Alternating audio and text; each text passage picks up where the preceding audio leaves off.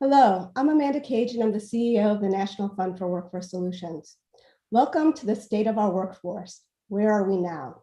Each month we have a conversation that goes beyond the Department of Labor employment and jobs numbers to explore issues at the forefront of workforce development. Today my guest is Michelle Wilson, the Director of Evaluation and Learning at the National Fund and the project lead for our Advancing Workforce Equity work. Welcome, Michelle. Thank you, Amanda. How are you? Good. So as we start this conversation, I just have to say, one of the things we always see in the numbers, and I think it's important for us to state this every single time, because it's historically been true and it continues to be true, that the Black unemployment rate is double the unemployment rate of whites. And until we start to see that number shrink, the disparities between those two things shrink, we'll know that we're not moving towards a racial equity that we think is so important. So I just wanted to bring some light to that. But we really here today are to dig beneath the numbers. And one of the things that I know, Michelle, is important to you is how do we make this data accessible to communities? And what is really behind those numbers? Can you talk a little bit about that? Certainly. I also just want to say I appreciate you lifting up what you did at the top of the conversation around the unemployment numbers, because what we know about what this tells us is that the more things change, the more they stay the same. So I appreciate you calling it out.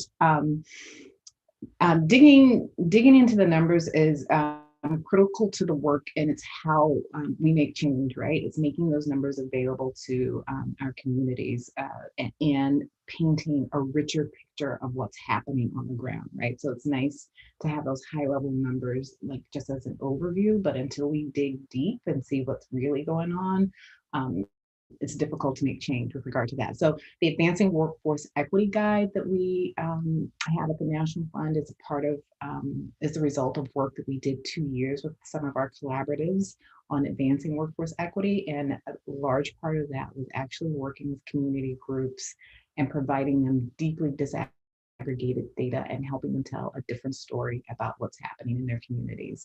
And then going through a really robust process of holding up those numbers and saying, what solutions can we throw to this? What solutions can we put towards this in various capacities, whether you're a funder or a community person or an organization. So that's some of the work that we do with the Advancing Workforce Equity Project. Can you give some examples of what that looks like on the ground? What is the landscape of what's happening out there in the different communities where we've started to do some of that work? Yeah, so it's different. I mean, the part about workforce equity is that what it looks like in Seattle is not what it looks like in San Francisco or Dallas or West Alabama, right? So that's the primary thing. So some of the work that we do, and it's connected to our work at the National Fund, right? One of our solutions is activating employers. Dallas does a lot of that work. I'm trying to address the pay gap in that community. I think it's $26 an hour is the average salary, average wage for white workers, and it's $17 an hour for people of color. So how do you address that? And so Dallas has been really focused on working directly with employers to address that pay gap, right? The higher level conversation or the policy conversation is around raising the minimum wage, which, that's certainly more important, but there are other ways to address this. So it's like digging in. The other part of that from the worker side is also making jobs that are available, high wage jobs that are available, accessible in terms of, to people in the community in different ways. So West Alabama does a really good job with that, with their kiosk that they have developed, and also it's an app that they developed that puts the available jobs directly in the hands of the folks who are looking for work, and then working with them to apply for and access and make their way into these jobs, if that makes any sense. Yeah, one of the things so those are great examples of looking at things both in terms of working with employers and making information accessible to workers. One of the things that we talk about at the National Fund is what we're now terming and we're talking about in terms of social determinants of work. And what are those other what's outside of the sort of the realm of the employer and the worker, who we tend to think of as the sort of two primary sort of customers within the workforce development space.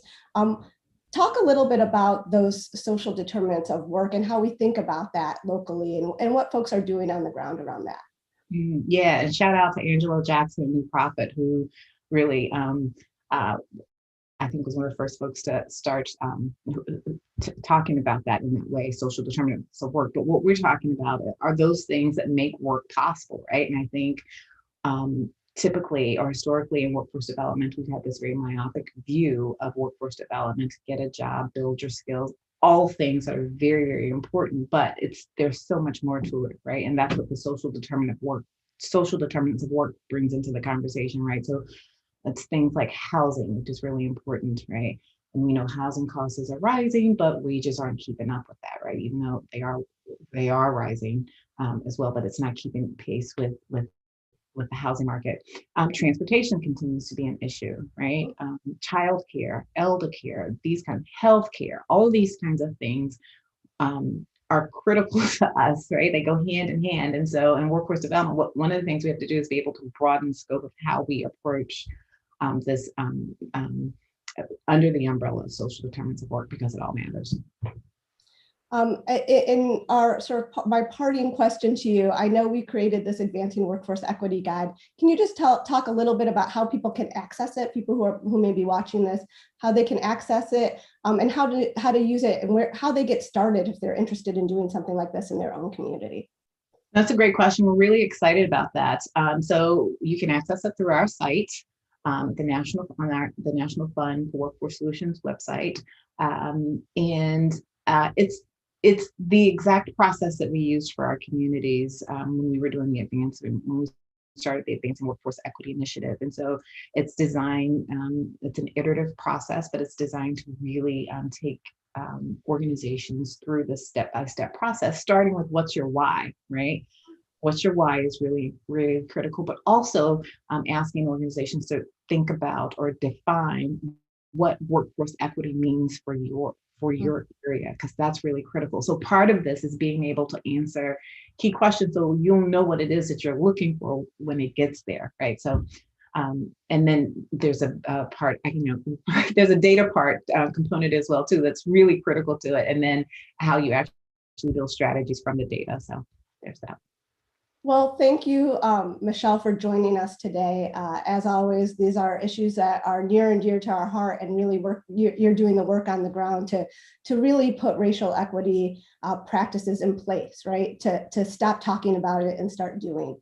So thank you for joining me today, and be sure to join us next month as we continue our conversation